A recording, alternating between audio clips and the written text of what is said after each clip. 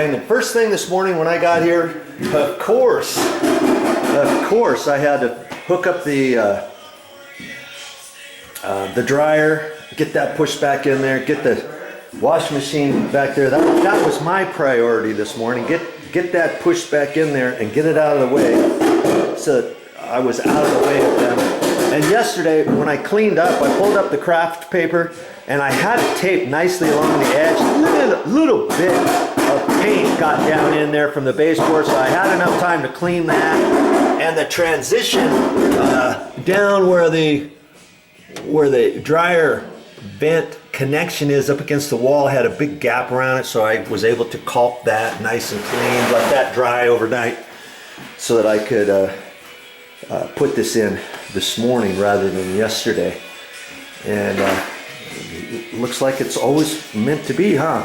Although I've got 2 coats of paint on the ceiling. I did flat white the first time, and then I put semi-gloss white paint over that for the second coat. The first coat wasn't covering it 100% because it was over that tan beige ceiling. Okay, and then I did the walls, and I did the walls semi-gloss because it's in the washer and dryer area, and got all the baseboard painted, the door casings painted, both sides. They look nice and clean, man. Almost looked like I knew what I was doing, huh? Look how tight these lines are. You know, that is paint where I tied in, cut in this paint to the door casings. Remember, I painted the door casings first, overlapped it, made sure I got everything nicely painted on the sides. Okay, and then some of the white paint got on to the wall, and I didn't care about that because I could only get this so close anyways with the roller. So I already had a gap like this on both sides, and so I did the door casings first, then I cut this little section in with a cut-in paintbrush.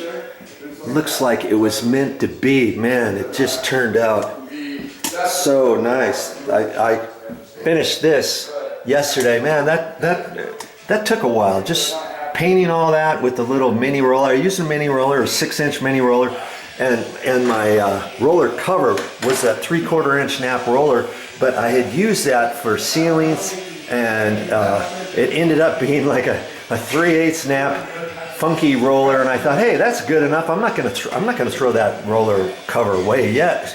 So I used it in here, and then I used a crummy throwaway 2-inch paintbrush to get all of my inside corners. I had to cut in this, cut in this, cut in this, cut in this, cut in this, top and bottom of the shelves, on the back side of this, back side of that. Came out looking really good. The only other thing I'm gonna do, this is eggshell, the only other thing I'm gonna do is on the tops of these, I'm gonna paint, I'm gonna cut it in with the paintbrush and stuff, and I'm gonna put semi-gloss on there. And what I could do, I could use just a 4-inch mini roller and just get it as close as I can if I wanted, and just do the top and not even worry about cutting it in. But I'll cut it in too. That's just how I do things. And that, you know, I could leave this whole thing with just eggshell finish on here. It's better than having flat paint on these wood shelves.